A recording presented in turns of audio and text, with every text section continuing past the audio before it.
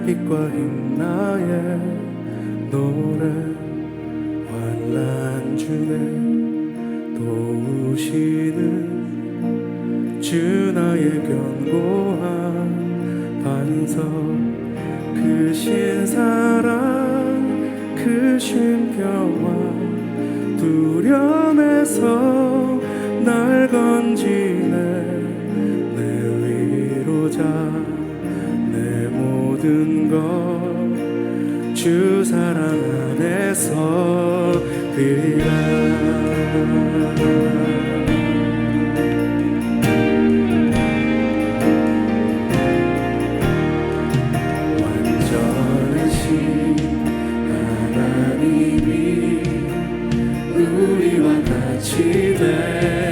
되셨네 주 사랑과 그 공의로 세상을 구원하셨네 십자가에 주 달리사 그 진노를 거두셨네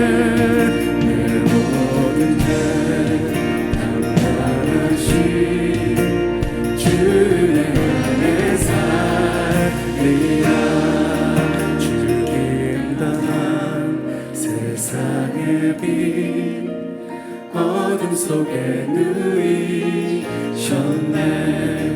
영광스러운 그의 아래 무덤에서 부활했네 승리하신 우리 주님 원수들을 물리쳤네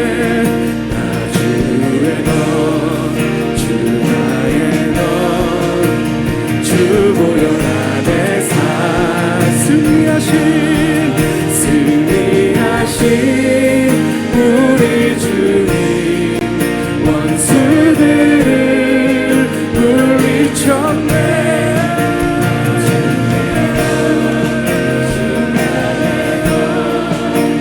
주 보혈 안에 살리라 주 예수의 능력으로 내 속에 두려움 없네 나의 사는 모든 순간 주께서 다스리시네 어느 것도 주 손에서 날 빼앗지 못하리라 주 오실라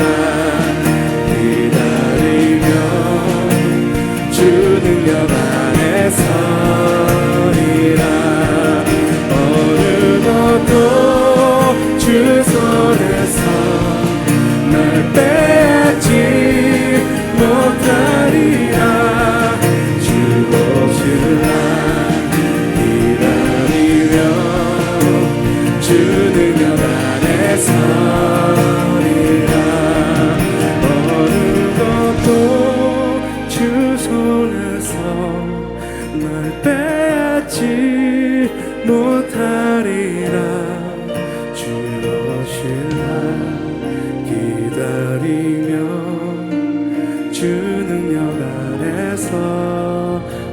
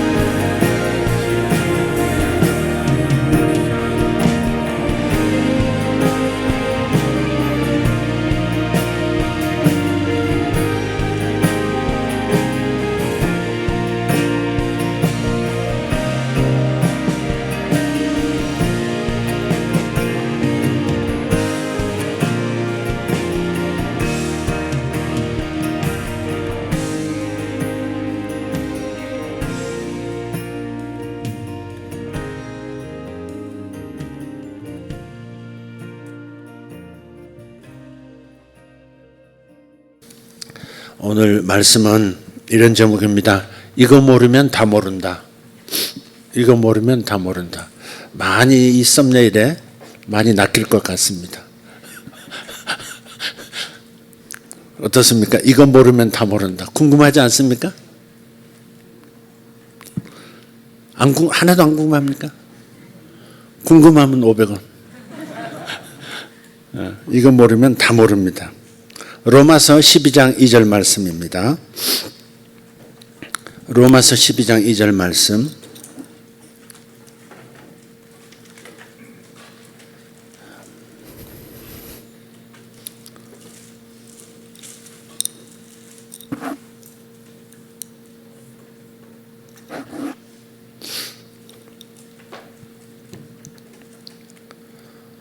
같이 읽겠습니다. 너희는 이 세대를 본받지 말고 오직 마음을 새롭게 함으로 변화를 받아. 한 번 더. 너희는 이 세대를 본받지 말고 오직 마음을 새롭게 함으로 변화를 받아 하나님의 선하시고 기뻐하시고 온전하신 뜻이 무엇인지 분별하도록 하라. 아멘.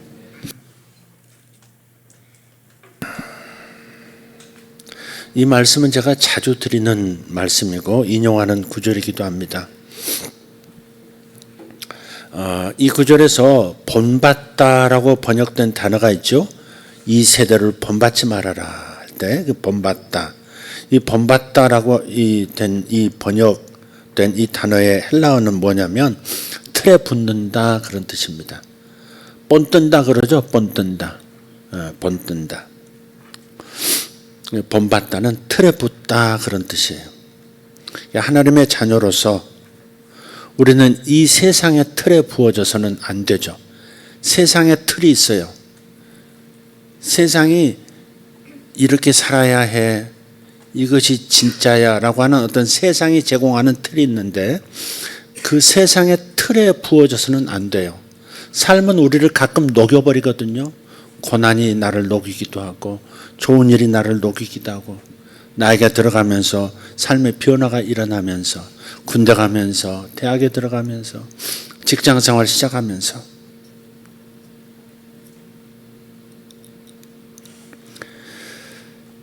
삶이 녹아내릴 때가 있어요.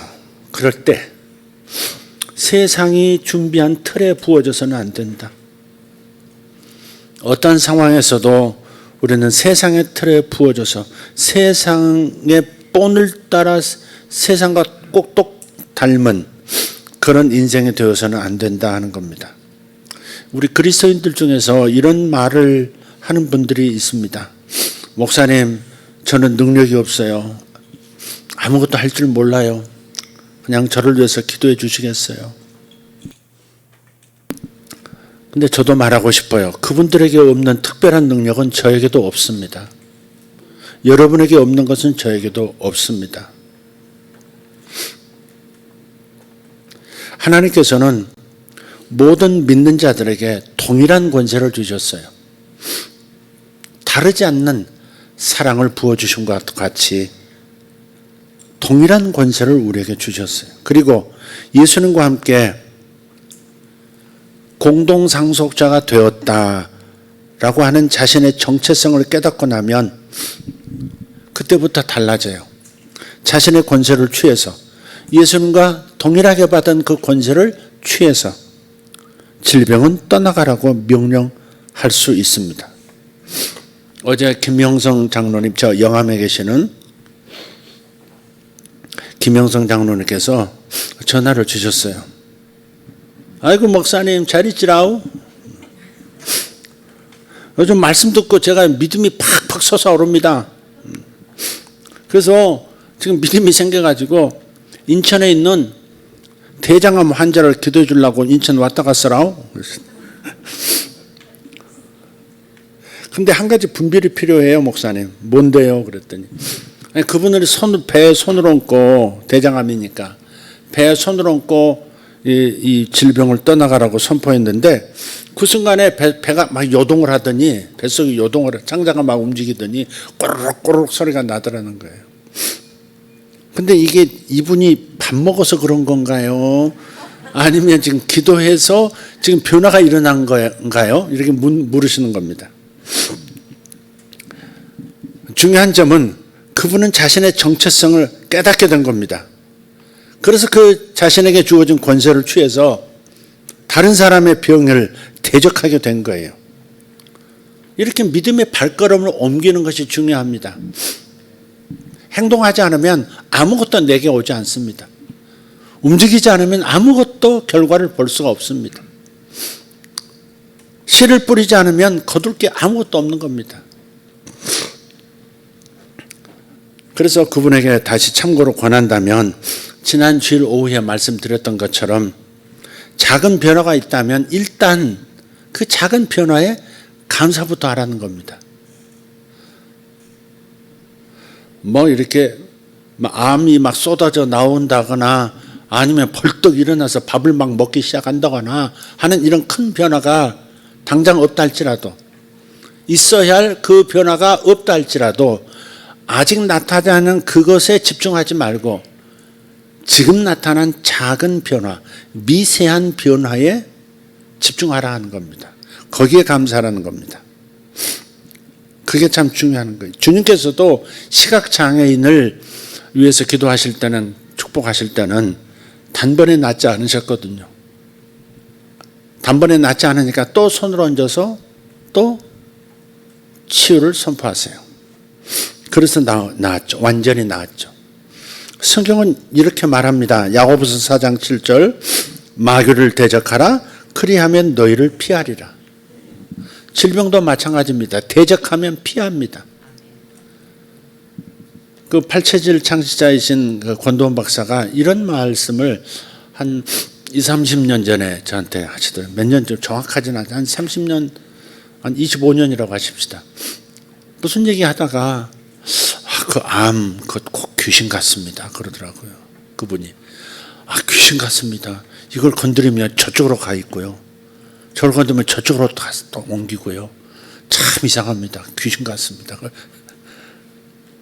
귀신 같다 하는 비유가 아니라 그놈이 귀신이라는 거예요. 그게 암이라는 게 참 귀신하고 다를 바가 없다. 그런 말씀을 하시더라고요. 그래서 이런 질병도 인격으로 취급하는 거죠. 주님은 자연도 인격으로 취급하시고 말씀하셨거든요. 폭풍아 잠잠하라 이렇게. 바다야 이러면서 바다를 꾸짖고 하시잖아요. 마치 들을 귀가 있는 인격처럼 얘기하시잖아요. 그러니까 질병에서 마치 악한 영을 대하듯이, 귀신을 대하듯이 꾸짖을 수 있는 거예요.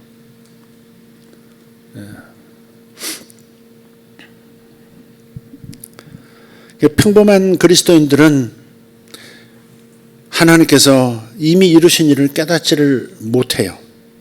구원은 받았는데 자기 생각이 진리의 말씀으로 새롭게 되질 않은 겁니다. 영은 구원받았는데 완전한 완전체로 다시 탄생을 했는데 혼은, 마음은, 생각은 여전히 새롭게 되지 않은 상태로 따라가지를 못하는 거예요. 저번에 자동차에 넣는 기름 얘기를 제가 했었는데 비행기에다가 경유 집어넣으면 절대 날 수 없습니다. 승용차에도 경유를 집어넣으면 안 돌아가는데 경유를 비행기 안에다 주유하면 비행기가 날겠어요? 그러니까 내 영은 새롭게 되었지만 내 마음이 진리의 말씀으로 새롭게 되지 않으면, 영과 일치하는 그러한 생각으로 무장되지 않으면 진리를 경험할 수가 없는 거예요. 삶의 변화가 없는 거예요. 그래서 무슨 문제가 생기면 두려움에 쉽게 빠져버립니다. 의사의 말이 절대적인 선고로 받아들여지고 아무것도 행하지 못한 채 목숨을 잃어가는 겁니다. 그것이 바로 이 세상의 틀에 부어진 모습입니다. 본받다. 이 세상의 틀을 본받다.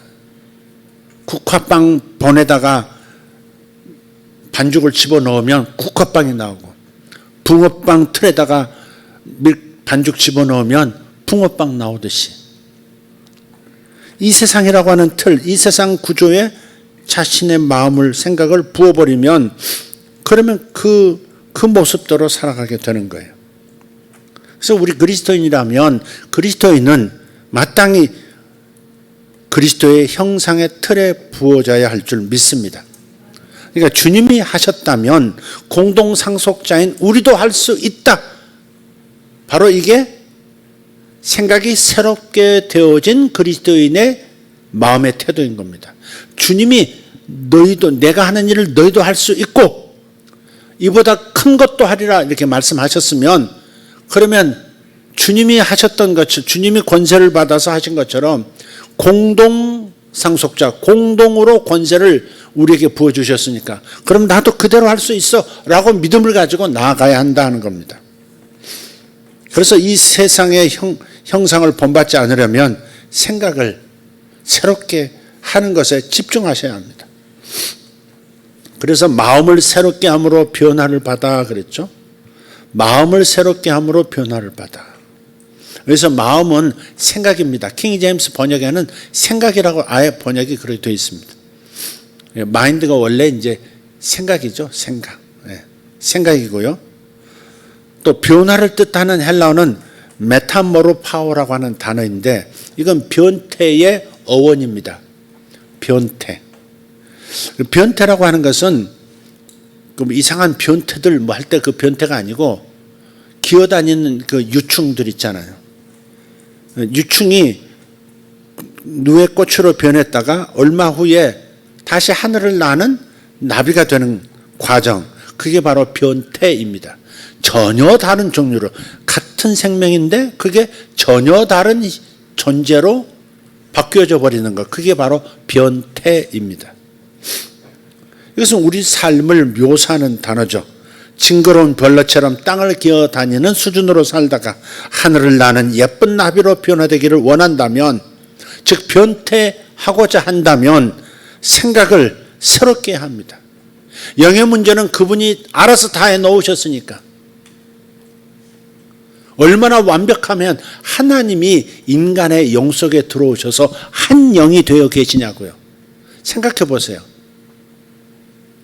우리도 부족한, 이렇게 문제 많은 인간도 같이 함께 있는 사람을 선택을 하잖아요. 결혼에서부터 시작해서 직장을 선택하는 거, 동료를 선택하는, 친구 선택하는 거 함부로 하지 않습니다. 아무나 선택해서 아무나 친구 먹고 그러지 않지 않습니까? 조금이라도 불편한 거 있으면 절대 함께 하지 않습니다.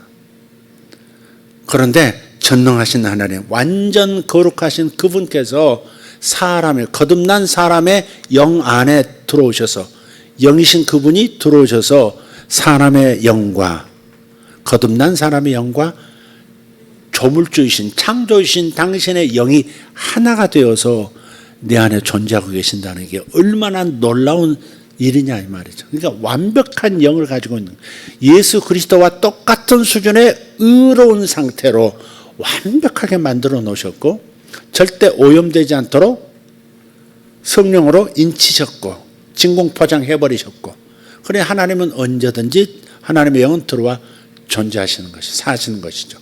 그리스도께서 내 안에 사시는 거죠. 그러나 이런 완벽한 내 영, 완벽한 나의 영, 성령과 함께 있는 나의 영을 내 마음이, 내 생각이 따라잡지를 못하는 거예요. 내 영 안에는 하늘의 온갖 신령한 것들이 다 접속되어 있는데 여기 왜 내 삶까지 내려오질 않느냐. 요 혼이라는, 요 생각이라는 요 기능에서 차단되고 있는 거예요. 요걸 통과해야, 요걸 같이 같은 주파수 때가 되어야 이렇게 탁 절연이 아니라, 절연 반대는 뭐야 그럼? 석 집사님, 구다사이 몰라요. 한 박사님, 저는 AI밖에 몰라요. 수준 높은 거 외에는 나 지금 몰라요. 절연 이렇게 말고 이렇게 통하는 걸 뭐라 그래? 인연? 말고 인연하고 아니지. 뭐라고? 전도체. 그래, 전도. 통한다 이 말이야, 통한다.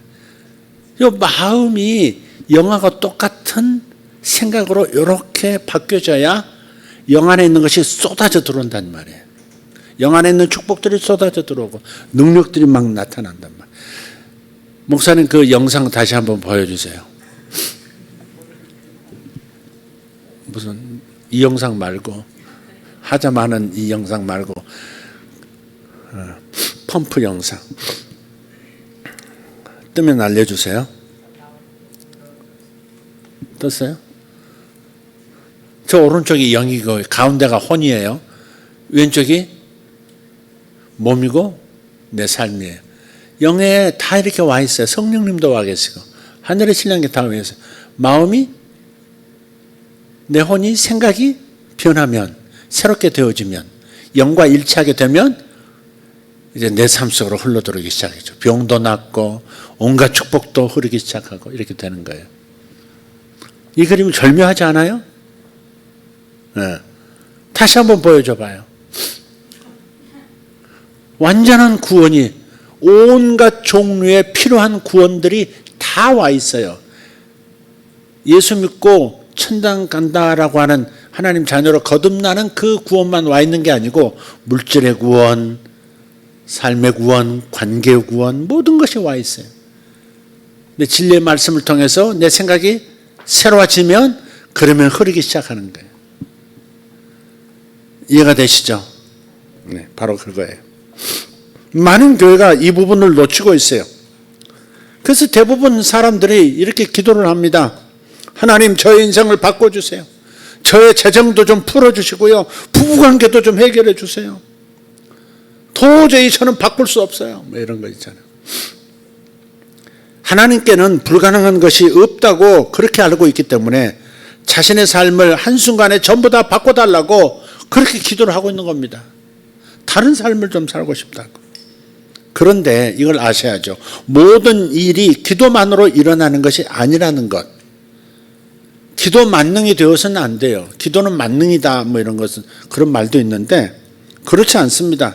모든 일이 기도만으로 일어나는 게 아닙니다. 기도의 법칙만 작동하는 게 아니에요. 이 땅에 중력의 법칙만 있는 게 아니듯이 여러 가지 법칙들이 중첩돼서 만물이 돌아가듯이 기도의 법칙만 지금 작동하고 있는 게 아니에요. 제가 기도를 과소평가하는 것이 아니라 우리가 해야 할 일을 하지 않으면 기도하는 것에 않으면서 기도만 하는 것, 그것에 대해서 제가 지금 말씀드리고 싶은 거예요. 기도만 하고 있으면 안 된다는 말씀을 간혹 드리죠. 기도의 응답을 받기 원한다면 자기 생각에 말씀의 씨를 뿌려야 합니다. 믿어지는 그 부분에 대한 믿음이 생겨나는 말씀을 먼저 생각 속에 뿌려야 합니다. 이 작업을 하지 않은 채 기도만 하는 겁니다. 그러니까 하나님의 생각과는 다르게 기도를 하게 돼 있죠. 자기 속에서 나오는 기도를 하는 거죠. 하나님의 생각과 일치하는 기도를 내가 해야 할 텐데 하나님의 생각과는 다른 자기의 생각을 기도하고 있다 이 말이죠. 그래서 말씀의 씨앗이 뿌려져야 하는 거예요. 그래야 기도 응답이 있어요.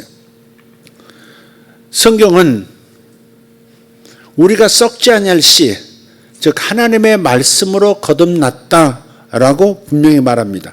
베드로전서 1장 23절 같이 너희가 거듭난 것은 썩어질 씨로 된 것이 아니요 썩지 아니할 씨로 된 것이니 살아있고 항상 있는 하나님의 말씀으로 되었느니라. 아멘. 여러분이 거듭난 게 무엇으로 거듭났다고요? 말씀으로 거듭났다. 말씀의 씨앗이 여러분의 생각에 떨어져서 그것이 여러분을 구원했다고요. 그러니까 구원부터 하나님의 말씀이 떨어짐으로 하나님의 말씀이라는 씨앗을 통해서 구원이 시작된 거예요. 예수님께서 하나님의 나라도 역시 씨와 같다. 우리가 구원받는 천국의 영역에 이제 구원받고 천국인이 된 다음에 천국의 모든 것들이 다 말씀이라고 이렇게 말하고 있어요. 마태복음 13장 31절 시작. 또 비유를 들어 이르시되 천국은 마치 사람이 자기 밭 밭에 갖다 심은 겨자씨 하늘 같으니. 그렇습니다. 천국도 하나님 나라도 하나님의 말씀이라고, 말씀과 같다 이렇게 얘기하시는 거예요. 그래서 하나님 나라의 결실을 기대한다면 하나님의 말씀이라는 씨를 뿌려야 하는 겁니다. 하나님 나라에 있는 자원들을 사용하고 하나님 나라 안에 있는 하나님 예비하신 처소들에 있는 온갖 좋은 축복, 신령한 복들을 우리가 경험하려면 말씀의 씨를 뿌려야 하는 거예요. 누가복음 8장 11절에서 말씀을 밭에 뿌리는 비유를 하신 다음에 이렇게 말씀하세요. 이 비유는 이러하니라. 씨는 하나님의 말씀이요 그랬어요. 천국 경험하고 싶으면 무조건 말씀을 뿌려야 돼. 은사 경험하고 싶으면 우선 말씀을 뿌려야 되는 거예요. 어디에? 마음이라는 밭에, 생각이라는 밭에 우선 말씀이 뿌려져야 돼요. 그러면 그 안에서 자라고 드디어 현실 속으로 나타나는 거예요. 그래서 주님께서는 이렇게까지 말씀하셨어요. 이 말씀이 씨앗이라는 것, 그리고 이 씨앗을 생각에 뿌려서 거두는 법칙, 이 법칙을 모르면 다른 모든 비유들을 깨달을 수 없다 그러셨어요. 예수님께서 비유의 말씀을 많이 하셨어요. 잠언, 비유, 이렇게 많은 말씀을 하셨어요. 응? 그런데 바로 이 말씀이 씨앗이고 이 말씀이라는 씨앗을 뿌려야만 그 일이 일어난다. 이 하나님 나라의 이 모든 것들을 거둘 수 있다. 라고 하는 이 법칙을 깨닫지 못한다면, 이 비유를 이해하지 못한다면 예수님께서 하신 모든 비유를 하나도 이해할 수가 없다. 깨달을 수가 없다. 그렇게 말씀하신 거예요. 그게 마가복음 4장 13절 14절입니다. 읽어보세요. 또 이르시되 너희가 이 비유를 알지 못할진대 어떻게 모든 비유를 알겠느냐.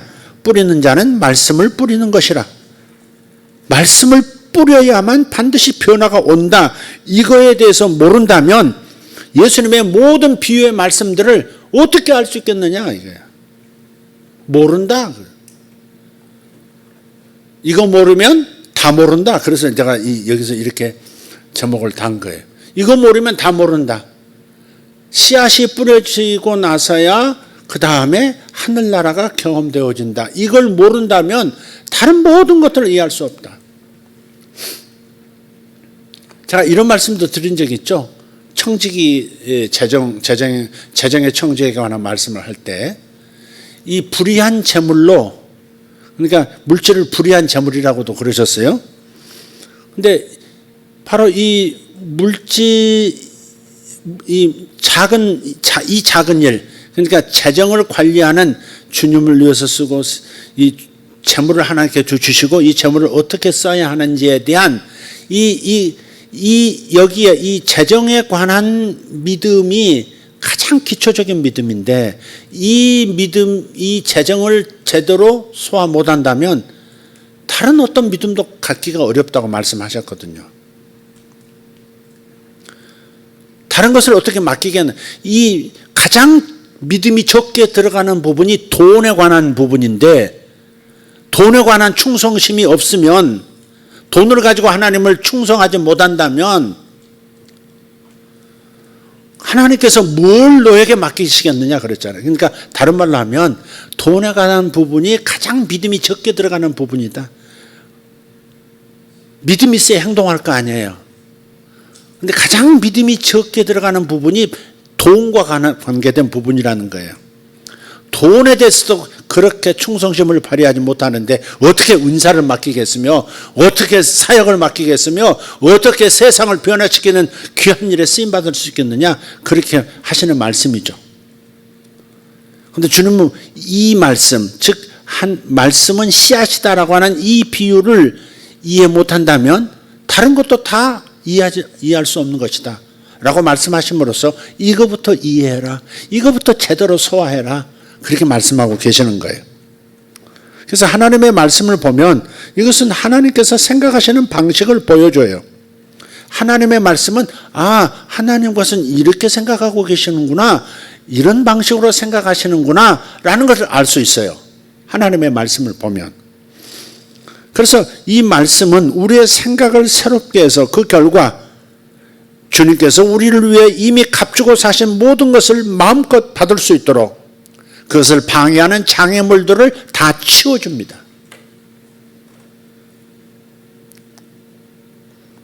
아까 영상 보셨죠? 이미 와 있는 그것을 오지 못하도록 방해하고 있는 그것을 다 치워주는 것이 바로 뭐예요? 하나님의 말씀을 가지고 생각을 새롭게 하는 것이다, 이 말. 며칠 전에 어떤 분이 자신의 몸에 생긴 병을 치유해달라면서 찾아오셨어요. 근데 이런 병 저런 병이 많으신 거예요. 이런 수술 저런 수술 하시고 만병이 다 그냥 그 몸에 있으셨던 것 같은 그런 분이셨어요. 이 수술 끝나면 다시 저 병이 생기고 또 다른 병 때문에 저한테 오시고. 그런데 그분 말 속에서 이분은 생각을 좀 새롭게 하셔야 되겠는데 라고 하는 결정적인 부분을 발견을 했어요. 뭐라고 말씀하시냐면 하나님께서 저에게 병을 주셨는데 아주 오랫동안 이 병을 달고 살았는데 이제 이 병에서 놓아주시겠다는 말씀을 주셨습니다. 이렇게 말씀을 하셨어요. 하나님께서 병을 자기에게 주셨어요. 근데 이제는 때가 되었다. 이제는 내가 병을 거두어 가겠다. 이렇게 말씀하셨다는 거예요. 그래서 허걱했어요, 속으로. 하나님께서 병을 주시고 이제는 약을 주시겠다. 이런 생각은 아주 오래 자리를 잡은 거죠. 그래서 그분이 가르치고 받았던 가르침은 잘못된 것이고요. 스스로 만들어낸 것일 수도 있지만 그런 가르침은 잘못된 것이고 그런 가르침을 분별하지 않으면 그 생각의 질병이 뿌리를 내리고 치유를 막는 장애물이 되는 거예요. 사람의 생각에 딱 들러붙어 귀신도 들러붙어 있거든요. 절대 나는 저 사람 용서 못해. 그건 내가 절대 용서 못해. 내가 죽어도 그건 용서 못해 하는 그 생각에 귀신도 딱 들러붙어서 그 사람을 정신병을 일으키기도 하고 우울증을 가져오기도 하고 죽음에 이르는 병을 가져오기도 하거든요. 그래서 그 생각을 하나님의 말씀으로 새롭게 하지 않으면, 변화시키지 않으면 떠날 수가 없는 거예요. 그게 밭이거든. 마귀가 그 안에서 자리 잡는 밭이 그 생각이거든요. 근데 이 병은 하나님이 주신 거야. 나를 깨닫게 하시려고 이 병을 주셔서 여지껏 그냥 병지고 병으로 고생하게 하셨지만, 그러면 제가 질문하고 싶어요. 그런 분들한테. 그럼 하나님이 주신 건데 왜 약을 먹어요? 하나님 주신 건데 왜 약을 먹고 나으려고 해요? 난 그러고 싶어요. 왜 병원을 가세요? 하나님 주신 건데 받아들여야지. 역으로 그렇게 묻고 싶다니까. 논리적으로 맞아요, 이게? 하나님께서 나에게 병 주셨고 하나님께서 나에게 무슨 일이 생기게 하셨고 하나님께서 내 삶에 가정에 파탄이 나게 하셨고, 그러니까 하나님께서 모든 일을 주관하신다고 생각하는 거예요. 사탄도 하나님이 허락하시지 않으면 아무것도 할 수 없다 이렇게 생각하는 거예요. 그렇지 않습니다, 여러분. 하나님은 인격을 가진 어떤 자기 피조물들을, 천사도 마찬가지고 사람도 마찬가지예요. 더더욱 사람 마찬가지. 로봇으로 만들지 않으셨어요. 인형극 할 때 위에서 막 손 움직이고 발 움직이고 입 움직이게 하는 그런 로봇으로 우리를 만드시지 않으셨다고요. 창조하신 건 맞아요. 모든 것을 창조하셨고 모든 것에 대한 계획이 있으시다는 차원에서는 그분이 주권을 가지신 분이시다라는 건 맞아요. 그러나 사탄을 하나님께서 내게 붙이셨고 병도 내게 주셨고 하는 차원에서 하나님은 주권자이시다. 그렇게 말하는 것은 틀린 것이다, 이 말이에요. 우리의 선택을 하나님께서 무시하는 분이 아니세요. 에덴에서부터 지금까지 앞으로도 영원히 주님 우리의 선택을 존중하세요. 천국과 지옥이 갈라지는데도 주님께서 너는 반드시 믿어서 천국 와야 돼 하고서 조정해서 믿게 하고 그 마음을 또 조정해서 믿지 못하게 하고 그렇게 생각한다 이 말이죠. 그렇게까지 발전해요. 그래서 이 땅에 사는 동안에도 하나님이 나에게 병 주셨고 그리고 이제는 또 무슨 뭐 때문에 그런 작용을 했는지는 모르지만 이제는 병을 거둬가시려고 하신다는 말씀을 주셨다는 거죠. 그러니까 이런 것들이 굉장히 심각해요. 여러분들 사람들이요 얼마나 정신적으로 약하냐면 그냥 쉽게 최면 걸리듯이 걸리는 거예요. 내가 신이다 그런 그 넷플릭스에서 나온 뭐 이렇게 영상이 있다면서요. 저기 JMS 교주 정명성 이야기 또 뭐 이렇게 아가 동산 뭐 이렇게 해가지고 그 여자가 또 교주인 그런 거 보면 되게 이제 사람 이제 반대하는 사람들 그 구타해서 죽이도록 양심에 자기 자식도 때려서 죽이도록 명령하면 그렇게 하는 거예요. 그 가스라이팅 당하는 게 얼마나 인간이 최면 걸리듯이 그냥 시키는 대로 다 하는 묘한 구석, 약한 구석이 사람에게 있어요. 그러니까 여러분이 뭐 이렇게 궁금하고 뭐 배우고 싶고 하는 그 거룩한 욕망은 인정. 그렇지만 요즘 여러분이 자칫하면 정말 정상적이지 않은 겉으로 보기에는 위험하지 않는데 결국은 그 뿌리가 위험한 그런 가르침들이 많아요. 그런 유튜브 가르침에 막 이렇게 따라가다가 어느 순간에 딱 자신이 특별한 존재가 된 것처럼 자신은 특별한 것을 아는 존재인 것처럼 표현해버리는 경우도 있어요. 여러분 조심하시고 항상 소통하셔야 돼요. 어떤 가까이 있는 사랑하는 사람들과 소통하셔야 돼요. 담임 목사하고도 소통하셔서 이거 맞을까요? 이거 제가 제대로 지금 요즘 보고 있고 뭐 공부하고 있는 이런 영상인데 목사님 이거 괜찮습니까? 그럼 저한테 말해주면 좋은 점 나쁜 점을 가려서 얘기해 줄 거 아니에요. 여러분보다 경험이 많을 거 아니에요. 신학도 여러분 안 했지만 저는 했고 목회 경험이 있잖아요. 수많은 일들을 겪었잖아요. 그랬으면 좋겠다 하는 말씀을 드리고 싶어요. 근데 그분을 봤을 때, 이 생각을 바꾸지 않으면 이분은 안 낫겠구나. 그런 생각이 드는 거예요. 그래서 저는 사람들이 병고침을 받기 위해서 올 때 저는 물어요. 이 병을 고치기 위해서 지금 성도님은 뭘 하고 계세요? 이렇게 물어요. 그러면 대개 이렇게 대답합니다. 무슨 병원 다니고 있고요. 무슨 약 먹고 있고요. 지금 이렇게 운동 이렇게 하고 있고요. 그 대답을 해요. 근데 제가 요구하는 건 그게 아니거든요. 제가 알고 싶은 것은 당신이 지금 하나님의 말씀 중 어떤 말씀에 믿음을 두고 있는가?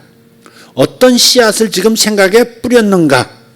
하나님의 진리에 따라서 생각을 새롭게 하기 위해서 어떤 성경 구조를 지금 사용하셨습니까? 이걸 묻는 거거든요. 근데 대답을 들어보면 그런 말씀을 하는 게 아니고 병원 어디 다니고 무슨 약 먹고 있고 의사가 뭐라고 했고 그래서 이렇게 하고 있고를 대답하고 있다고요. 지금 목사한테 치유게 해달라고 왔잖아요. 왔는데 지금 당신의 믿음의 기초가 어디에 있습니까? 라고 하는 질문을 이해를 못한다 이 말이에요. 신약 성경 어디엔가 예수님께서 대신 채찍 맞으시고 그래서 우리가 병 나을 수 있다고 한 것 같은데 이 정도 알고 있는 거예요.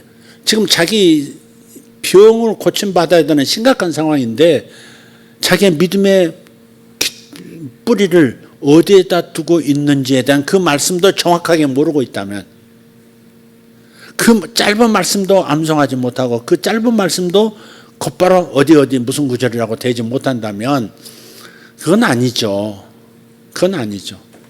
모든 것이 믿음을 초월해서 일어나지 않거든요. 어떤 초자연적인 역사도 믿음을 초월해서 일어나지 않습니다. 이 말은 받아 적어도 좋습니다. 믿음을 초월해서 어떤 초자연적인 역사도 일어날 수 없다. 쟤 깨워주든지 밀어서 누워서 자게 하든지 해라. 윤지야 밀어버리든지 깨우든지 그렇지 이제 깼다. 어떻게 이렇게 졸다가 일어나면서도 이렇게 화사하게 웃을 수 있냐? 대단한 능력이야.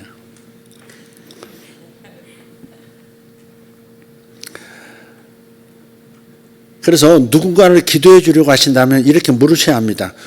지금 집사님은 어느 성경 구절을 붙들고 기도하고 계세요? 이렇게 물으셔야 합니다. 왜냐하면 그의 믿음도 중요하거든요. 그가 믿음 없는 불신자라고 해서 병이 안 낫는 건 아니에요. 기도해 주는 사람의 믿음으로 낫기도 할 수 있어요. 그러나 그가 믿는다면 훨씬 더 효과적으로 나을 수 있는 거죠.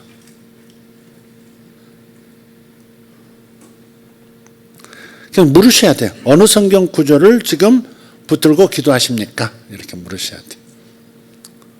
아마 김영성 장로님 인천에 오셔가지고 지금 성경 말씀 뭐 붙들고 기도하는 게 어느 구절이요? 이렇게 안 물어봤을 거야. 틀림없이. 그냥 꼬르륵 소리만 하고 그래서 지금 지금 영암으로 다시 내려가신 거지. 성경은 말해요. 생각에 말씀의 씨앗을 뿌려서 생각을 새롭게 함으로써 변화가 된다. 기어다니는 징그러운 벌레가, 그런 존재가 하늘을 날아다니는 아름다운 존재로 변하는 거예요. 근데 대부분 믿는 사람들의 생각을 새롭게 하는 그 생각을 하지 않습니다. 날마다 일어나는 이 세상의 소식을 이렇게 들으면서 그런 소식들에 집중을 함으로써 자신의 생각이 오염되도록 놔두는 거예요. 그 세상의 틀에 찍히는 겁니다. 그게. 요즘 경제 불황에 대한 소식을 전문가라는 사람들이 이쪽 저쪽에서 많이 얘기하고 있어요. 중국발 경제 위기가 온다. 뭐 미국발 경제 위기가 온다.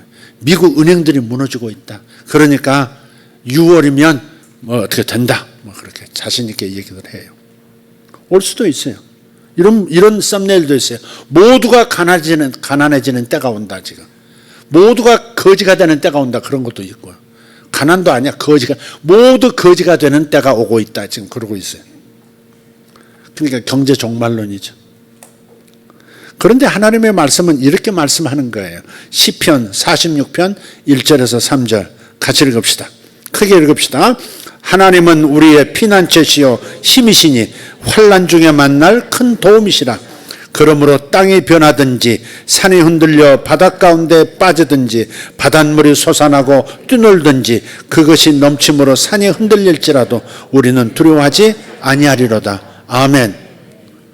난 이게 땅이 변하든지 산이 흔들려 바닷 가운데 빠지든지 바닷물이 솟아나고 뛰놀든지 이런 거 할 때 마치 경제 지표처럼 막 오르락내리락 경제 지표처럼 주식 오르락내리락 하는 것처럼 이렇게 그림이 그려지는데 그런 환난이 올지라도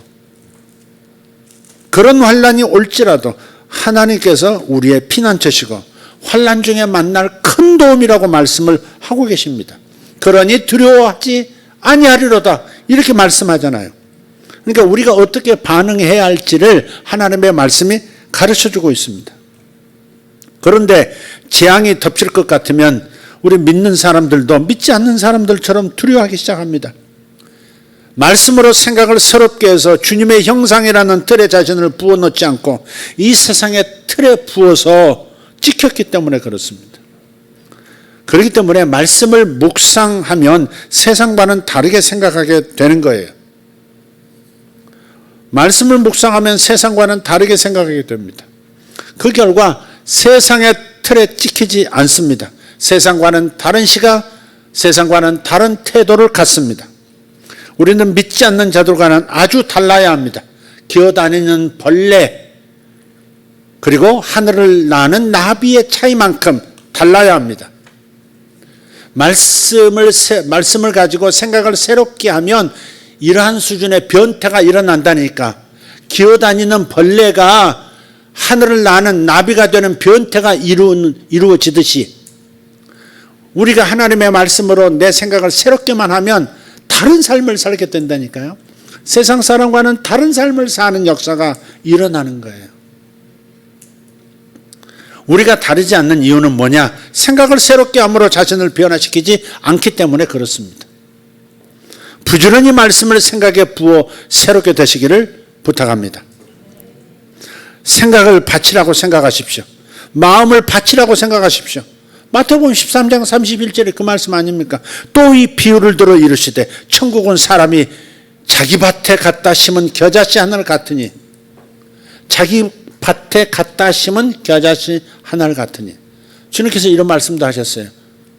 겨자씨만한 믿음이 있어도 그 산도 들어서 바다로 가라 명하면 그대로 될 것이다.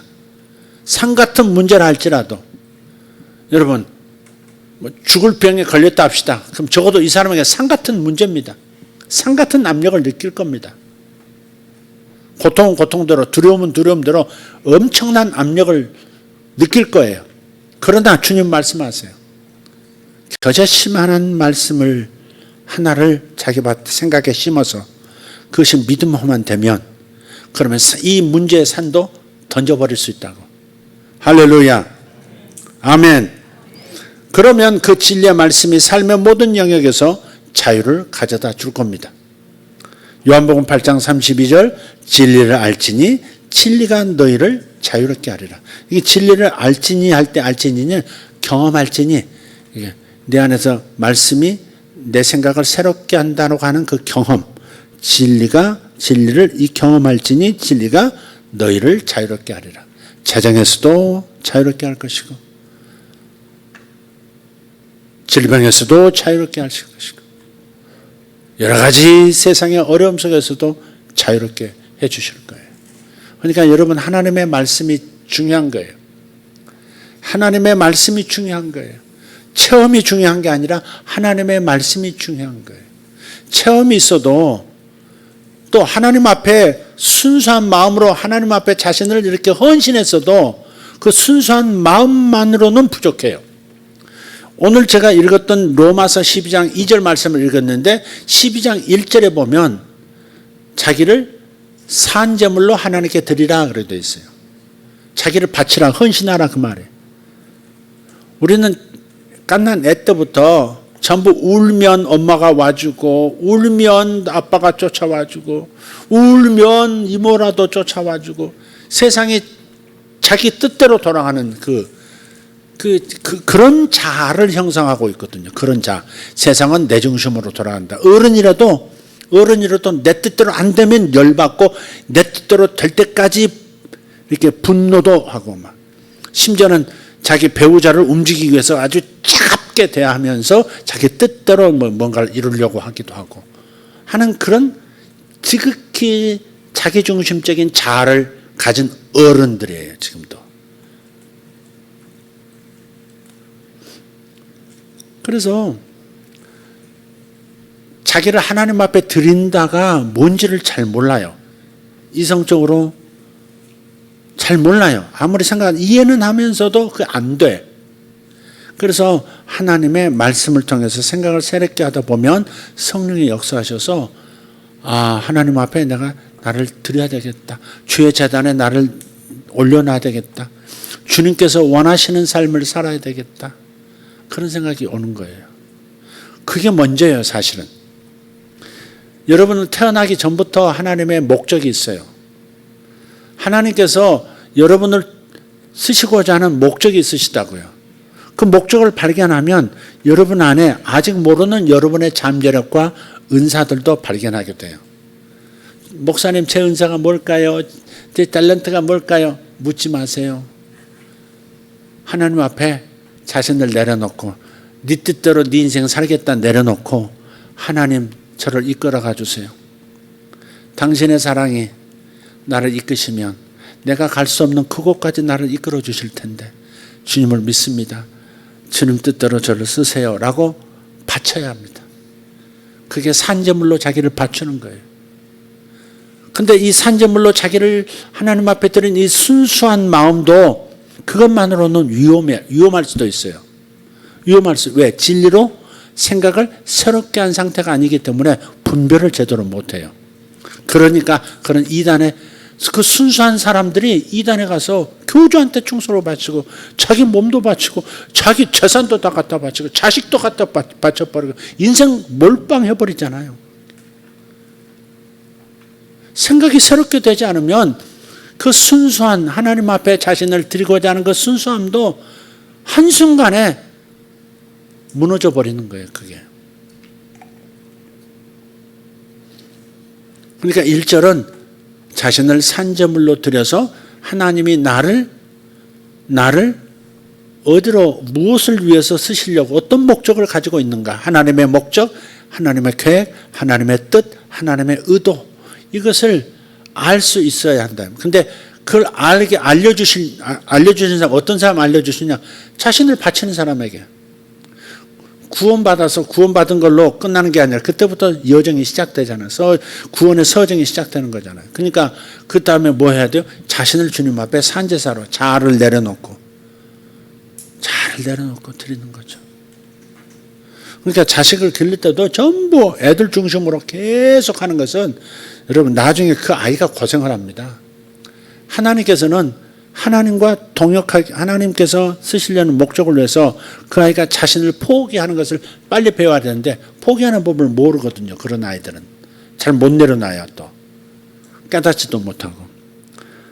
그러니까 아닌 것은 아닌 것이고 긴 것은 긴 것이고 네 중심이 너가 세상 중심이 아니야. 다른 사람도 중심이야. 그 사람을 중심으로 너도 움직여줘야 돼. 이렇게 가르쳐줘야 되거든요. 어쨌든 산제물이 되어야 하나님의 계획을 알 수 있어요. 하나님이 나를 어디서 어떻게 쓰시려고 하는 건지. 한 번도 자기를 들여본 적이 없는 사람도 있어요. 물론 자기 자신을 하나님 앞에 다 드렸다고 해서 완전한 마음 상태냐, 그건 아니에요. 로켓도요, 달을 향해서 쐈다고 해서 곧바로 직선으로 날아가는 게 아닙니다.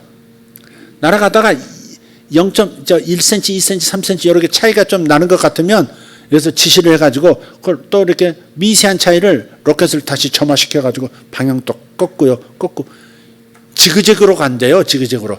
직선으로 가진 않는데요. 지그재그로 가서 반경 500m, 500km 그 안에 이렇게 안착을 하도록 그렇게 돼야 되는데 그렇게 해도 그 500km라고 하는 그 엄청난 넓이의 그 반경 안에 못 들어갈 때가 많대요. 그러니까 하나님 앞에 헌신했어도 매일 순간순간 내가 어디에서 지금 하나님 앞에 또 지금 내 마음 내 뜻대로 하고 있지, 내 고집대로 내가 원하는 삶을 살려고 하고 있지를 빨리 보고 빨리 주님 앞에 다시 기부업하고 그렇게 해야 되는 거죠. 그런데 첫 번째 하나님 앞에 저 인생을 드립니다라고 하는 이 헌신이 한 번도 없었던 사람이 대부분일 수 있어요, 여러분. 하는 양을 보면 저건 흉내내기지 저건 진정한 헌신, 그리스도께서 저 안에서 내가 너를 통해서 산다 이렇게 말할 수 있는 사람이 별로 없다고요. 별로 없어요. 많은 분들이 이제 이런 질문을 해요. 내 인생에 대한 하나님 뜻이 뭘까요? 너무 힘들어요. 제 인생에 대한 하나님 뜻을 알면 너무 좋겠어요. 맞아요. 내 인생에 대한 하나님 뜻을 알면 얼마나 세상에 줄 수 없는 만족이 오거든요. 그 하나님의 뜻 가운데 내가 서 있다는 것을 아는 그 순간이 오면 이루 말할 수 없는 행복감과 만족이 있어요. 세상에 절대 줄 수 없는 만족이 있어요. 하나님 뜻 가운데 내가 있구나 할 때 얼마나 깊은 평온과 기쁨이 있는지 몰라요. 그러니까 버리는 것 같지만 내 인생을 내가 포기해버리는 것 같지만 하나님 앞에 내려놓고 당신 뜻대로 당신이 원하신다면 언제든지 제가 당신 쓰시는 대로 제가 가겠습니다. 이런 마음을 갖는다는 거죠. 그렇게 하면 뭔가 손해보는 것 같지만 절대 손해보는 인생이 아니더라는 거죠. 제가 오늘 찬양하면서 너무 좀 감격을 했는데 정말 지금 하나님의 원래 제 인생에 대한 하나님의 그 계획 한복판에 와 있다 자신은 못해요. 더 깊이 들어가야 될 거예요. 아마 더 하나님의 거기서 변두리서 말고 더 중심으로 와 그게 있을 거예요. 그러나 하나님께서 원하시는 어떤 좀 넓은 의미, 광의의 의미에서의 그 목적지에는 들어선 것 같아요. 그러나 가장 중요한 그 반경 한 3m 그 안으로 들어왔다? 그건 장담 못해요. 제가. 그래서 주님 앞에 간절한 마음이 있어요. 주님 다시 제 인생을 드립니다. 주님 저를 주님께서 세우신 계획의 자리로 가게 해주십시오. 뭔지는 모르지만 그러나 뭐라고 하시든 제가 따라가겠으니까 보여주십시오. 이렇게 하는 거죠. 거기에다가 날마다 진리의 말씀으로 생각을 새롭게 하시면 정말 이루 말할 수 없는 하나님의 좋은 것들이 여러분 인생을 채울 겁니다. 할렐루야.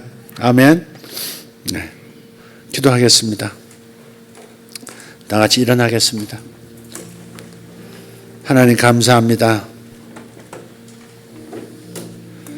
말씀의 씨앗을 생각에 뿌려서 내 생각의 변화를 가져오면, 그래서 진리의 말씀과 내 생각이 일치하면 그 진리의 말씀이 약속하시는 온갖 것들이 나의 삶에 쏟아 부어질 텐데, 아버지 가장 기초적인 이것을 이해하지 못하고 행하지 않음으로 말미암아서 아버지께서 이르게 하시고자 하는 그 놀라운 축복의 자리로 가지 못하고 있습니다. 오늘 하나님 이 말씀을 주의 성령의 계시로 말미암아서 깊이 깨닫는 역사가 우리 모든 성도들에게 있게 하여 주시옵소서. 성령님께서 오늘 선포하게 하신 이 말씀을 저들 마음속에, 저들 생각 속에 깊이 자리 잡고 그것이 습관이 되도록 말씀을 뿌리는, 그래서 생각을 새롭게 하는 이 일을, 날마다 새롭게 하는 이 일에 헌신하는 성도들 되게 하여 주시옵소서. 그것이 자기의 진정한 복의 길인 것을 깨닫고 그 문으로 들어서는 역사가 예수 이름으로 있을지어다. 할렐루야. 다 같이 일어나셔서 두 손 들고 주님 앞에 절을 드립니다. 전체 인생을 제 마음대로 살았습니다. 아버지, 내 뜻대로 안 되면 저는 속이 터져나가는 사람이었습니다. 아버지, 왜 내 뜻대로 돼야 된다고 생각을 했고 내 뜻대로 돼야 그것이 진정한 행복이라고 착각했습니까? 왜 나는 내 생각대로 이루어지는 것이 진정한 행복이라고 착각하면서 고집을 부렸습니까? 어째서 하나님의 손길을, 하나님의 사랑의 그 능력을 온전히 믿지 못한 채 내가 내 인생을 챙겨야만 하는 사람이 되었습니까? 이제 내가 내 인생을 챙기려고 몸부림하지 않기를 소원합니다.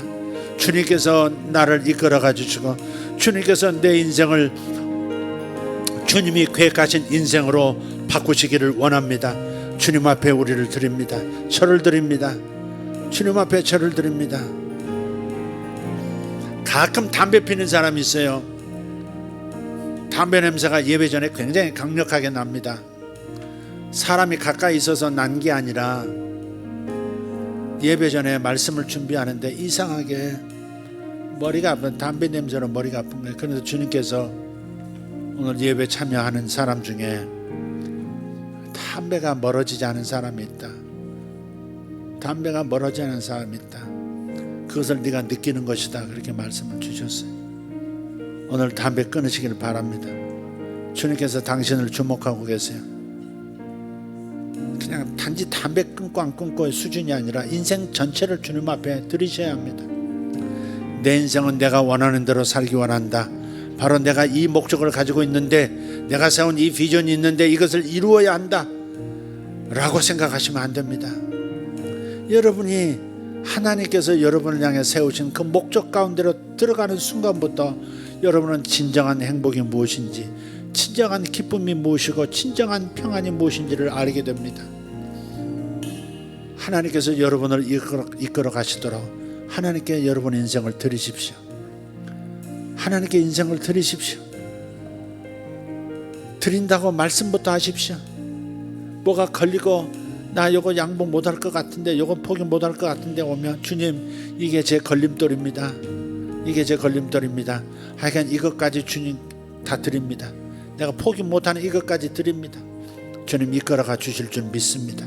그렇게 주님 앞에 부분 헌신, 완전한 헌신, 성령께서 계시해 주신 대로 쭉 여러분들 드리시길 바랍니다.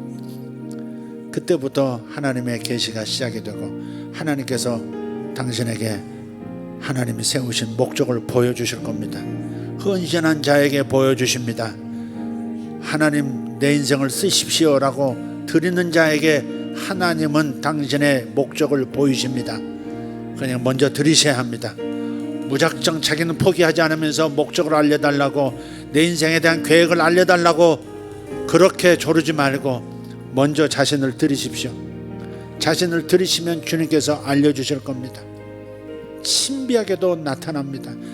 환연하게 나타납니다. 무엇이 나를 부르시는 자리인지, 어디가 나를 부르는 자리인지 알게 됩니다. 주님 앞에 이 시간 기도하십시다. 주님 감사합니다. 각자 기도하십시다. 두 손 들고 주님, 제가 여기 있습니다. 주님, 제 인생을 주님 앞에 드립니다. 제 인생을 주님 앞에 드립니다. 저를 받으십시오. 제가 주님의 목적에서 멀리 떨어져 나왔다 할지라도, 너무 다른 곳에 있다 할지라도, 도저히 내 힘으로 다시 돌아갈 수 없는 먼 데까지 왔다 할지라도 당신의 사랑이 나를 이끌어 가실 것이니, 내가 갈 수 없는 그곳까지 나를 이끌어 가실 것이니 주여 나를 드립니다. 나를 붙잡아 이끌어 주시옵소서. 당신의 자리로 나를 이끌어 주시옵소서.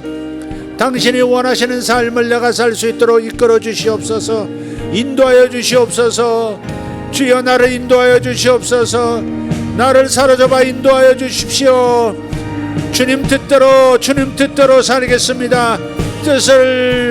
주님의 뜻을 알려주시옵소서. 제가 주님 뜻대로 살겠사오니 주님 저를 받아주시옵소서. 주여 아버지여 감사합니다. 아로가이도 오르델라이 잔다라지 아로고스마세 에르발라이 덴 제루살렘 바라카리 안도로스마살라바티알라 에르발라이 덴 제루살렘 바카리 안도로스마살라바이 텐도로스 엔스라티알라 카르돌로 샤르가 파르나마사리 안다라스 에자론다리 온도로스카살라이 젠드라이 켄노로스마살레파 오스람바이 텐뇨로스카슬로 자라스코살라이 젠노프 유프라셀로 카르도냐르가 살람바티알라 하레루야 하레루야 하레루야 아르가티오르단 샬로 카르노마샬라 카리안스 엔스라티아라간 노르달라 벨라 자르코르다냐스 이샤노 칸나라시아라바티아 주님, 제 몸을 드립니다. 제 마음을 드립니다. 제 인생의 모든 것을 드립니다.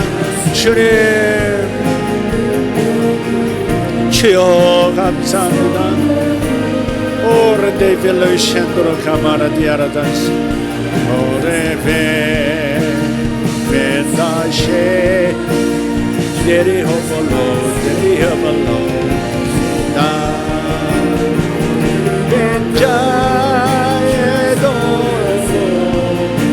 Santa Fe Corolime Sholorenda Delisha Oyebes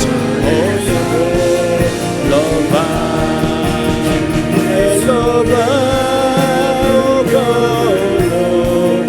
주님 앞에 인생을 드리세요.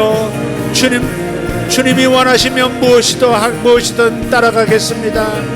주님이 원하신다면 무엇이든지 하나님 하겠습니다. 주님 저를 받아주십시오. 제 인생을 주님 앞에 드립니다.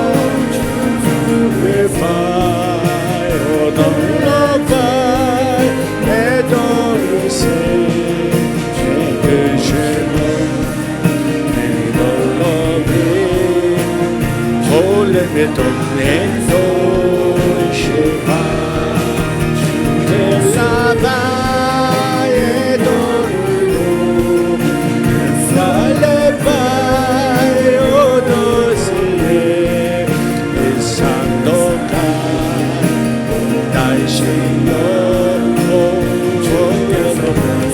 oh amén amén amén 주여 감사합니다.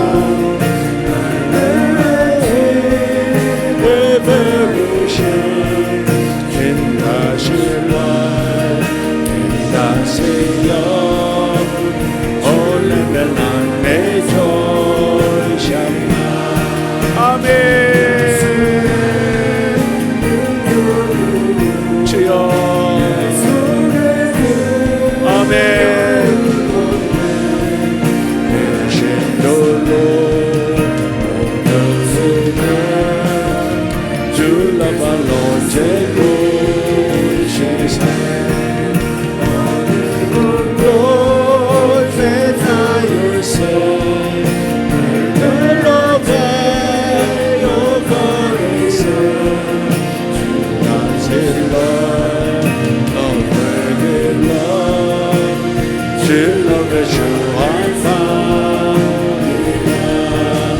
주여 저를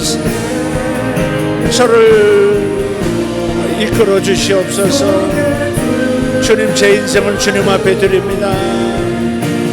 주님, 제가 여기 있나이다. 저를 이끌어가 주시옵소서. 제가 여기 있나이다. 주님의 자리에 주님이 데리고 가시고 싶으신 그 자리로 이끌어가 주시옵소서. 아멘. 주여 감사합니다. 저를 이끌어가 주십시오. 저희를 데려가 주십시오. 주여 저를 데려가 주십시오. 주님의 자리로, 주님 목적의 자리로 저를 데리고 가 주십시오. 내가 루쇼 살로파에도 샬레파 오늘세세 올레벨로지다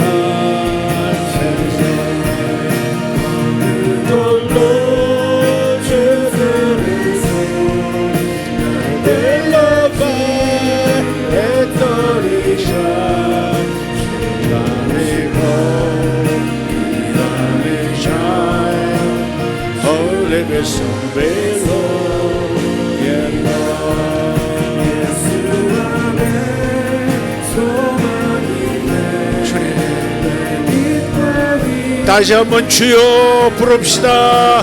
주여 주여 제가 여기 있습니다. 아멘. 주여